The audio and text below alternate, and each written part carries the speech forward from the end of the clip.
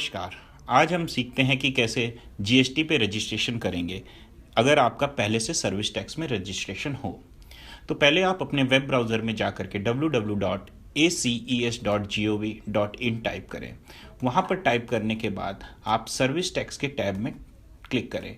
Service tax के tab में click करने के बाद लॉगिन कर जाएं अपने सर्विस टैक्स की आईडी पे। वहाँ पर आपको दो ऑप्शन दिखेंगे, ईमेल आईडी और मोबाइल नंबर अपडेट करने का, और दूसरा option provisional ID for GSTN पे क्लिक करने का। तो आप सेकंड ऑप्शन पर क्लिक करें। जैसे ही आप सेकंड ऑप्शन पर क्लिक करेंगे आपको provisional ID for GST and provisional password दिखाई देगा। उसके बाद आपको एक नया टैब खोलना है जिसमें आपको gst.gov.in टाइप करना है। उसमें आप टाइप करने के बाद न्यू यूज़र लॉगिन पर क्लिक करिए। न्यू यूज़र लॉगिन पर क्लिक करते ही आपको एक नया स्क्रीन दिखाई देगा जहां पर आई एग्री वाले टर्म्स एंड कंडीशन पर क्लिक करके कंटिन्यू का बटन दबाना है। कंटिन्यू का बटन दबाते ही आपके पास एक नई स्क्रीन आएगी जहां पर आपको लिस्ट ऑफ डॉक्यूमेंट्स दिखाई देंगे।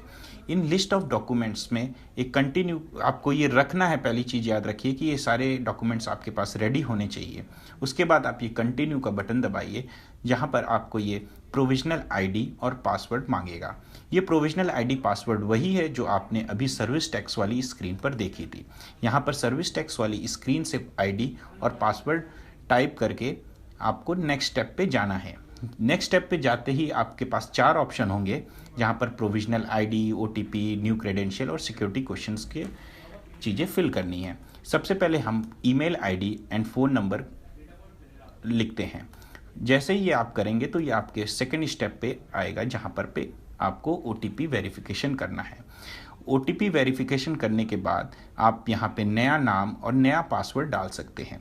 नया नाम याद रखिए ये यूनिक होना चाहिए। नेक्स्ट स्टेप आपका जो फोर्थ एंड लास्ट स्टेप है वहाँ पर आपसे वो सिक्योरिटी क्वेश्चन पूछेगा। इन सिक्योरिटी क्वेश्चन के ऑप्शंस को आप फिल करिए और उसके बाद सबमिट का बटन दबाइए। उसके बाद आपको नया यूज़र नेम और नया पासवर्ड टाइप करना है और पासवर्ड टाइप करने के बाद लॉगिन का बटन क्लिक करेंगे तो वो आपको डैशबोर्ड ऑफ जीएसटी पर ले जाएगा। यहाँ पर आप बिजनेस की डिटेल डालिए जैसे कि name of business, constitution of business, और एक महत्वपूर्ण आपको सिलेक्शन करना है जो कि है commissionerate of service tax, division code and range code. उसके बाद आपको रजिस्ट्रेशन टाइप सेलेक्ट करना है और रजिस्ट्रेशन नंबर और डेट ऑफ रजिस्ट्रेशन डालनी है। साथ के साथ आपको proof of constitution of business attach करना है। याद रखिए ये फाइल पीडीएफ या जेपीजी फॉर्मेट में ही होनी चाहिए और इसका साइज़ 1 MB से ज़्यादा नहीं होना चाहिए। उसके बाद आप ऐड का बटन क्लिक करिए और ऐड का बटन क्लिक करते ही वो आपको दूसरे टैब में ले जाएगा जहां पर आपको प्रमोटर की डिटेल्स डालनी है। यहाँ पर डायरेक्टर्स या पार्टनर्स का name, father's name, mobile number, date of birth, PAN number, email address जैसी नॉर्मल जानकारी डालनी है। उसके बाद रेसिडेंशियल एड्रेस आपको टाइप करना है। रेसिडेंशियल एड्रेस में नॉर्मल जानकारी जैसे state, district, pin code type करिए। उसके बाद फ़ोटोग्राफ आपको सेलेक्ट करनी है जो कि जेपीजी फॉर्मेट में होनी चाहिए। याद रखिए इस फॉर्मेट में जेपीजी जो फ़ोटो हो वो 100 KB से ज़्यादा की ना हो। नेक्स्ट स्टेप में आप जब सेव एंड कंटिन्यू का बटन दबाएंगे तो ये सिग्नेटरीज डिटेल मांगेगा जहाँ पर पे आपको फिर से name, father's name, email address, date of birth, mobile number etcetera आपको बेसिक जानकारी डालनी होगी। Father's name of authorise signatory select करने के बाद residential address of authorise signatory आप फिल कर दीजिए। यहाँ पर आपको फिर से एड्रेस में बेसिक जानकारी डालनी है जैसे state, district, pin code etcetera. उसके बाद ऑथराइज सिग्नेटरी की आपको लेटर सेलेक्ट करना है। ये फॉर्मेट आपका जेपीजी या पीडीएफ फॉर्मेट में हो सकता है। उसके बाद photograph of authorise signatory select करनी है।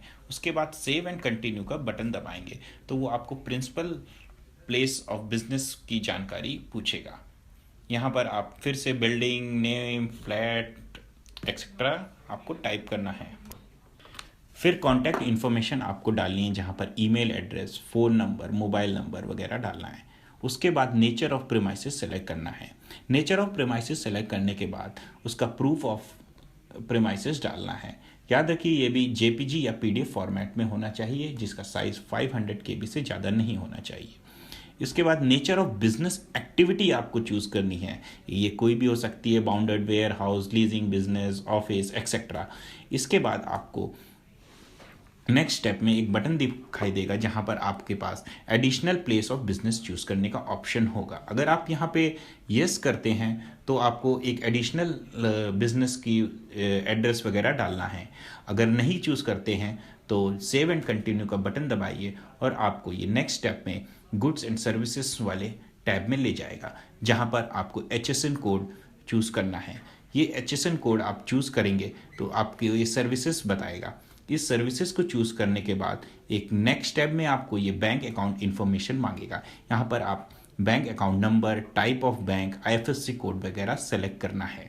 IFSC कोड सेलेक्ट करने के बाद आपको यहाँ पर बैंक स्टेटमेंट की फर्स्ट पेज की कॉपी अपलोड करनी है, जहाँ पर एड्रेस होना चाहिए। उसके बाद आपको सेव एंड कंटिन्यू का बटन दबाना है उस एंड वेरिफिकेशन के ऑप्शन को टिक करना है। वेरिफिकेशन के ऑप्शन को टिक करने के बाद आपको दो ऑप्शन दिखेगा, submit with DFC and normal submit. जैसे ही आप इसको टिक करेंगे और DSC वगैरह आप इसमें ऑथराइज कर देंगे, आपको एक वेरिफिकेशन की स्क्रीन दिखाई देगी और उसके बाद आपका GST रजिस्ट्रेशन कंप्लीट हो जाता है। होपफुली आपको ये वीडियो पसंद आया। Thanks for watching. For more information, click cleartext.com.